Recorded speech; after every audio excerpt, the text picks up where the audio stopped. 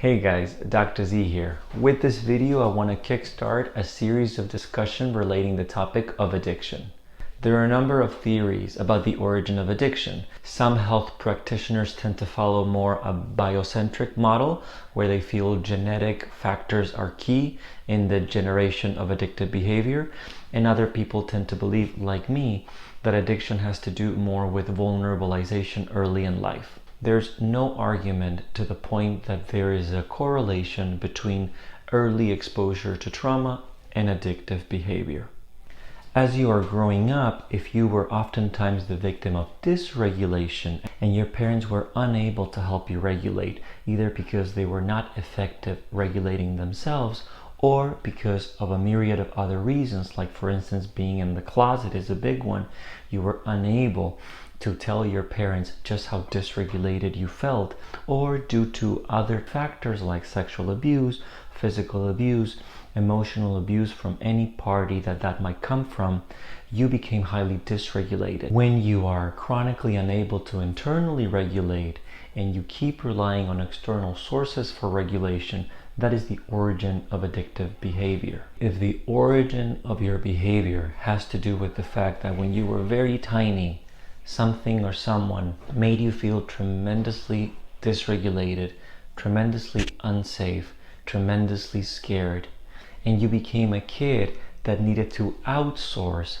to feel at peace once again, how can that not be an invitation for you to be a little bit more compassionate towards yourself when you find yourself stepping into that behavior that you dislike? My opinion is that this tremendously scientific medicine that we have built oftentimes misses opportunities to help patients achieve higher levels of self-compassion. I think about patients that I have met who are dying from lung cancer, unable to forgive themselves for having smoked, and the exercise of self-compassion that it takes to help them reflect that the moment they started smoking in their lives was almost always associated with a moment in their lives where they were feeling particularly vulnerable. It's going to be so hard for you to stop smoking if every time you light your cigarette, you're telling yourself that you're an idiot for doing so.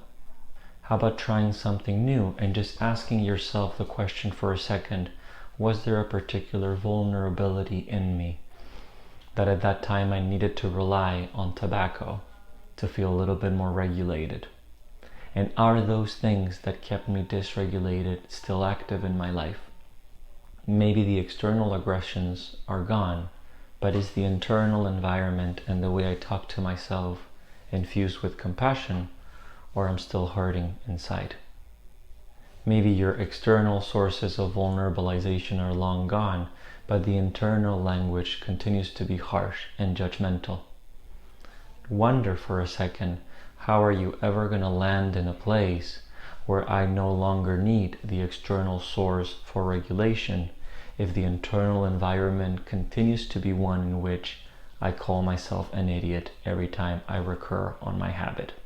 The tendency to regulate with external means our internal environment is actually much more common than we think. There's a whole range of addictive behavior. There are the addictive behaviors that society really can point at and judge very easily, like the heroin addict and the sidewalk, but we can also think of addictive behaviors in everyday life that society not only does not judge, but actually rewards, like being a workaholic.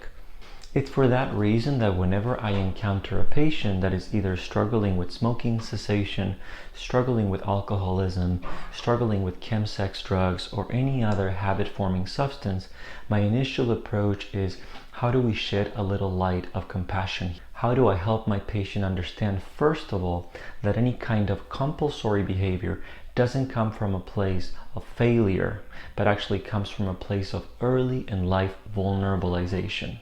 I have a lot of trouble believing we actually can heal things by just judging them.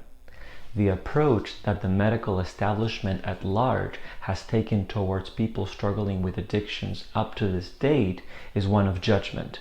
We learn as medical professionals during our residency training that when a patient is manipulating you in the emergency department to gain extra drug from you, or when a patient is arriving intoxicated to the emergency department, we learn by example to judge. And judging not only removes us from any kind of connection with that patient, but also pretty much hijacks any kind of possibility of actual recovery. The saddest outcome about how we are so judgmental towards people who are overtly struggling with an addiction, it's going to be the fact that that probably is a reflection of how harsh we are on our own addictive behaviors. So join me this week as we go through different substances in a mindful approach leading with self-compassion towards actual chances of recovery.